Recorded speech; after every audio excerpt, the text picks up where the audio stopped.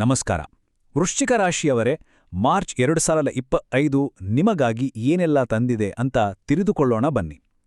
ಈ ತಿಂಗಳು ಗ್ರಹಗಳ ಸ್ಥಿತಿ ಹೇಗಿದೆ, ನಮ್ಮ ಮುಂದೆ ಯಾವ ಸವಾಲುಗಳಿವೆ ಮತ್ತು ಮುಖ್ಯವಾಗಿ ಅದಕ್ಕೆ ಪರಿಹಾರಗಳೇನು ಎಲ್ಲವನ್ನೂ ಒಂದೊಂದಾಗಿ ನೋಡೋಣ. ಈ ತಿಂಗಳ ಒಂದು ಕೀವರ್ಡ್ ಏನು ಅಂದ್ರೆ ಅದು ತಾಳ್ಮೆ. ಹೌದು, ಈ ತಿಂಗಳು ನಿಮ್ಮ ತಾಳ್ಮೆಯನ್ನ ಸ್ವಲ್ಪ ಪರೀಕ್ಷೆ ಮಾಡಬಹುದು. ಆದರೆ ಒಂದು ವಿಷಯ ನೆನ್ಪಿಡಿ, ಇದೇ ತಾಳ್ಮೆ ಮುಂದೆ ಬರಲಿರೋ ಒಂದು ದೊಡ್ಡ ಯಶಸ್ಸಿಗೆ ಭದ್ರ ಬುನಾದಿ ಹಾಕುತ್ತೆ. ಹಾಗಾಗಿ ಒಂದು ಕಡೆ ಎಚ್ಚರಿಕೆ ಇದೆ, ಇನ್ನೊಂದು ಕಡೆ ದೊಡ್ಡ ಭರವಸೆನೂ ಇದೆ. ಸರಿ, ಹಾಗಾದ್ರೆ ಗ್ರಹಗಳ ಆಟ ಈ ತಿಂಗಳು ಹೇಗಿದೆ, ಯಾವ ಗ್ರಹ ಎಲ್ಲಿದೆ, ಅದು ನಮ್ಮೇಲೆ ಹೇಗೆ ಪ್ರಭಾವ ಬೀರ್ತಿದೆ, ಬನ್ನಿ ಅದ್ರ ಬಗ್ಗೆ ಸ್ವಲ್ಪ ಡೀಟೇಲ್ ಆಗಿ ನೋಡೋಣ.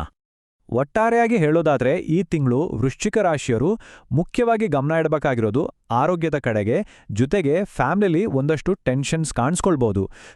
ಯಾವುದೇ ಸವಾಲು ಬರಲಿ ಅದನ್ನ ತುಂಬಾನೇ ಕೇರ್ಫುಲ್ ಆಗಿ ಹ್ಯಾಂಡಲ್ ಮಾಡೋದು ಬಹಳ ಮುಖ್ಯ. ಇದೊಂದು ರೀತಿ ಜಾಗರೂಕರಾಗಿರಿ ಅಂತ ಹೇಳೋ ತಿಂಗಳು. ಸರಿ, ಹಾಗಾದರೆ ಜೀವನದ ಬೇರೆ ಬೇರೆ ವಿಭಾಗಗಳಲ್ಲಿ ಅಂದರೆ ಆರೋಗ್ಯ, ಫ್ಯಾಮಿಲಿ, ಕೆರಿಯರ್, ಹಣಕಾಸು ಈ ಎಲ್ಲ ವಿಷಯಗಳಲ್ಲಿ ನಿರ್ದಿಷ್ಟವಾಗಿ ಯಾವ ತರಹದ ಚಾಲೆಂಜಸ್ ಬರಬಹುದು ಒಂದೊಂದಾಗಿ ನೋಡೋಣ ಬನ್ನಿ. ಮೊದಲಿಗೆ ಹೆಲ್ತ್ ವಿಚಾರಕ್ಕೆ ಬರೋಣ. ಸ್ವಲ್ಪ ಬ್ಯಾಕ್ ಪೇನ್, ಡೈಜೆಷನ್ ಪ್ರಾಬ್ಲಮ್ಸ್ ಈ ತರಹದ ಸಮಸ್ಯೆಗಳು ಕಾಡ್ಬೋದು. ಆಮೇಲೆ ತುಂಬ ಮುಖ್ಯವಾಗಿ ಗಾಡಿ ಓಡಿಸುವಾಗ ತುಂಬಾನೇ ಜಾಗರೂಕರಾಗಿರಿ. ಸಣ್ಣ ಪುಟ್ಟ ಅನಾಹುತಗಳಾಗೋ ಸಾಧ್ಯತೆ ಇರೋದ್ರಿಂದ ಕೇರ್ಫುಲ್ ಆಗಿರೋದು ಒಳ್ಳೆಯದು. ತಾಯಿಯ ಆರೋಗ್ಯದ ಕಡೆಗೂ ವಿಶೇಷ ಗಮನ ಇರಲಿ. ಇನ್ನು ಫ್ಯಾಮಿಲಿ ವಿಷಯಕ್ಕೆ ಬಂದರೆ ಮನೆಯಲ್ಲಿ ಸಣ್ಣ ಪುಟ್ಟ ವಾದ ವಿವಾದಗಳಾಗ್ಬೋದು. ಹಾಗೆ ಮಕ್ಕಳ ಆರೋಗ್ಯದ ಬಗ್ಗೆನೂ ಸ್ವಲ್ಪ ಕಾಳಜಿ ವಹಿಸಬೇಕಾದ ಸಮಯವಿದು. ಇನ್ನು ಕೆರಿಯರ್ ಮತ್ತೆ ಫೈನಾನ್ಸ್, ಕೆಲಸ ಮಾಡೋ ಜಾಗದಲ್ಲಿ ಸ್ವಲ್ಪ ಪ್ರೆಷರ್ ಅಥವಾ ಮಿಸ್ಅಂಡರ್ಸ್ಟ್ಯಾಂಡಿಂಗ್ಸ್ ಆಗೋ ಚಾನ್ಸಸ್ ಇದೆ. ಅಯ್ಯೋ, ಎಷ್ಟೇ ಕಷ್ಟಪಟ್ಟರೂ ರಿಸಲ್ಟ್ ಸಿಗ್ತಿಲ್ವಲ್ಲ ಅಂತ ಅನ್ಸ್ಬಹುದು. ಹಣಕಾಸಿನ ವಿಚಾರಕ್ಕೆ ಬಂದರೆ ನೀವು ಎಕ್ಸ್ಪೆಕ್ಟ್ ಮಾಡ್ತಿರೋ ದುಡ್ಡು, ಉದಾಹರಣೆಗೆ ಬ್ಯಾಂಕ್ ಲೋನ್, ಅದೆಲ್ಲ ಬರೋದು ಸ್ವಲ್ಪ ಲೇಟ್ ಆಗಬಹುದು. ಆದರೆ ಖರ್ಚು ಮಾತ್ರ ಜಾಸ್ತಿ ಆಗುತ್ತೆ. ಇದನ್ನ ಧನವ್ಯಯ ಅಂತಾನೂ ಹೇಳ್ತಾರೆ. ಅಷ್ಟೇ ಅಲ್ಲ, ಅಣ್ಣ ತಮ್ಮಂದಿರ ಜೊತೆನೂ ಕೆಲವು ಭಿನ್ನಾಭಿಪ್ರಾಯಗಳು ಬರೋ ಸಾಧ್ಯತೆ ಇದೆ. ಸರಿ, ಇಷ್ಟೆಲ್ಲ ಆಗ್ತಿದೆಯಲ್ಲ, ಯಾಕೆ? ಇದರ ಹಿಂದೆ ಇರೋ ಆಸ್ಟ್ರೋಲಾಜಿಕಲ್ ಕಾರಣಗಳೇನು? ಯಾವ ಗ್ರಹಗಳ ಕಾಂಬಿನೇಷನ್ ಇದಕ್ಕೆಲ್ಲ ಕಾರಣ ಅಂತೋ ಈಗ ನೋಡೋಣ. ಮೊದಲನೇ ಮತ್ತು ಬಹುಮುಖ್ಯ ಕಾರಣ ಪಂಚಮ ಶನಿ. ಇದರರ್ಥ ಶನಿ ಗ್ರಹ ನಿಮ್ಮ ರಾಶಿಯಿಂದ 5ನೇ ಮನೆಯಲ್ಲಿ ಕೂತಿದ್ದಾನೆ. ಇದು ಸಾಮಾನ್ಯವಾಗಿ ಏನಾಗುತ್ತೆ ಅಂದ್ರೆ ಮೆಂಟಲ್ ಟೆನ್ಷನ್ ಜಾಸ್ತಿ ಮಾಡುತ್ತೆ, ಮದುವೆಗೆ ಸಂಬಂಧಪಟ್ಟ ವಿಷಯಗಳಲ್ಲಿ ಡಿಲೇ ಆಗ್ಬೋದು, ಹಾಗೆ ಮಕ್ಕಳ ಬಗ್ಗೆ ಚಿಂತೆ ಹೆಚ್ಚಾಗ್ಬೋದು. ಎರಡನೇ ಕಾರಣ ಗುರು ಅಷ್ಟಮದಲ್ಲಿ ಇರೋದು. ಅಂದ್ರೆ ಗುರುಗ್ರಹ ನಿಮ್ಮ 8ನೇ ಮನೆಯಲ್ಲಿ ಸಂಚಾರ ಮಾಡ್ತಿದ್ದಾನೆ. ಇದರಿಂದ ಏನಾಗುತ್ತೆ ಗೊತ್ತಾ, ನಾವು ಹಾಕೋ ಎಫರ್ಟ್ಸ್ಗೆ ತಕ್ಷಣಕ್ಕೆ ರಿಸಲ್ಟ್ ಸಿಗಲ್ಲ. ಅದಕ್ಕೇನೆ ಈ ಟೈಮ್ನಲ್ಲಿ ಎಲ್ಲ ಸ್ಟಕ್ ಆದ ಹಾಗಿದೆಯಲ್ಲ ಅಂತ ಫೀಲ್ ಆಗ್ಬೋದು. ಇನ್ನೂ ಕೆಲವು ಇಂಟ್ರೆಸ್ಟಿಂಗ್ ಕಾಂಬಿನೇಷನ್ಸ್ ಇವೆ ನೋಡಿ. ಸೂರ್ಯ ಮತ್ತು ಶನಿ ಒಟ್ಟಿಗಿರೋದ್ರಿಂದ ಕೆರಿಯರ್ನಲ್ಲಿ ಮತ್ತು ಸಹೋದರರ ಜೊತೆ ಟೆನ್ಷನ್ ಬರಬಹುದು. ಅದೇ ರೀತಿ ಕುಜ ಮತ್ತು ರಾಹು ಒಟ್ಟಿಗಿರೋದು ಮನೆಯ ಶಾಂತಿ ಮತ್ತು ವಾಹನಗಳ ಸೇಫ್ಟಿ ಮೇಲೆ ಎಫೆಕ್ಟ್ ಮಾಡುತ್ತೆ. ಕೊನೆಯದಾಗಿ ಕಾಳಸರ್ಪಯೋಗದ ಪ್ರಭಾವದಿಂದ ತಾಯಿಯ ಆರೋಗ್ಯ ಮತ್ತು ವಾಹನಗಳ ಬಗ್ಗೆ ಹೆಚ್ಚಿನ ಕಾಳಜಿ ಬೇಕಾಗತ್ತೆ. ಸರಿ, ಇಷ್ಟೆಲ್ಲ ಚಾಲೆಂಜಸ್ ಇದೆ, ಇದಕ್ಕೆ ಪರಿಹಾರ ಇಲ್ವಾ?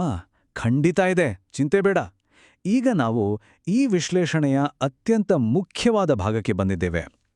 ಈ ಸವಾಲುಗಳನ್ನ ಎದುರಿಸೋಕೆ ಕೆಲವೊಂದು ಸರಳ ಆದರೆ ತುಂಬಾನೇ ಪವರ್ಫುಲ್ ಆದ ಪರಿಹಾರಗಳಿವೆ. ಅವು ಯಾವುವು ಅಂತ ನೋಡೋಣ ಬನ್ನಿ. ನೋಡಿ, ಇಲ್ಲಿರೋದು ತುಂಬಾನೇ ಸಿಂಪಲ್ ಆದ ಪರಿಹಾರಗಳು. ಮೊದಲನೇದಾಗಿ ಲಕ್ಷ್ಮೀ ನರಸಿಂಹದೇವರ ಆರಾಧನೆ ಮಾಡಿ. ಎರಡನೇದು, ಮನಸ್ಸಿಗೆ ಧೈರ್ಯ, ಶಾಂತಿ ಬೇಕು ಅಂದ್ರೆ ಪ್ರತಿದಿನ ಹನುಮಾನ್ ಚಾಲಿಸ ಹೇಳಿ ಅಥವಾ ಕೇಳಿ. ಈ ತಿಂಗಳು ಇನ್ನೊಂದು ವಿಶೇಷ ಅಂದ್ರೆ ಮಾರ್ಚ್ 27ಕ್ಕೆ ರಾಮನವಮಿ ಇದೆ. ಅಂದು ಶ್ರೀರಾಮನ ಪೂಜೆ ಮಾಡೋದು ತುಂಬಾನೇ ಒಳ್ಳೆಯದು. ಇನ್ನು ಮನೆಯಲ್ಲಿ ಸಾಮರಸ್ಯ ಇರಬೇಕು ಅಂದ್ರೆ ನಿಮ್ಮ ಗುರುಗಳ ದರ್ಶನ ಮಾಡಿ ಅಥವಾ ದತ್ತಾತ್ರೇಯರನ್ನ ಪೂಜಿಸಿ. ಕೊನೆಯದಾಗಿ ವಾಹನಗಳು ಮತ್ತೆ ತಾಯಿಯ ಆರೋಗ್ಯದ ದೃಷ್ಟಿಯಿಂದ ಸುಬ್ರಹ್ಮಣ್ಯ ಸ್ತೋತ್ರಗಳನ್ನ ಪಠಿಸೋದು ಉತ್ತಮ. ನೋಡಿ, ಪ್ರತಿಯೊಂದು ಸಮಸ್ಯೆಗೂ ಒಂದು ಪರಿಹಾರ ಇದೆ. ಉದಾಹರಣೆಗೆ ಈ ಸ್ಲೈಡ್ನಲ್ಲಿ ತೋರಿಸಿರೋ ಹಾಗೆ ಫ್ಯಾಮಿಲಿಲಿ ವಾದ ವಿವಾದಗಳು, ಮನಸ್ತಾಪಗಳು ಜಾಸ್ತಿ ಆದರೆ ಅದಕ್ಕೆ ಪರಿಹಾರ ಏನು? ನಿಮ್ಮ ಗುರುಗಳನ್ನ ಪೂಜಿಸೋದು ಅಥವಾ ದತ್ತಾತ್ರೇಯರನ್ನ ಆರಾಧಿಸೋದು. ಹೀಗೆ ಒಂದಕ್ಕೊಂದು ಲಿಂಕ್ ಮಾಡಿ ನೋಡಿದಾಗ ನಮಗೆ ದಾರಿ ಸ್ಪಷ್ಟವಾಗಿ ಕಾಣುತ್ತೆ.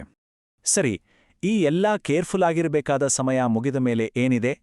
ಇಲ್ಲಿದೆ ನೋಡಿ ಒಂದು ಗುಡ್ ನ್ಯೂಸ್. ಮೇ ತಿಂಗಳ ನಂತರ ವೃಶ್ಚಿಕ ರಾಶಿಯವರಿಗೆ ಒಂದು ಅದ್ಭುತವಾದ ಸಮಯ ಕಾಯ್ತಾ ಇದೆ. ಹೌದು, ಇದು ನಿಜವಾಗ್ಲೂ ಒಂದು ಗ್ರೇಟ್ ನ್ಯೂಸ್.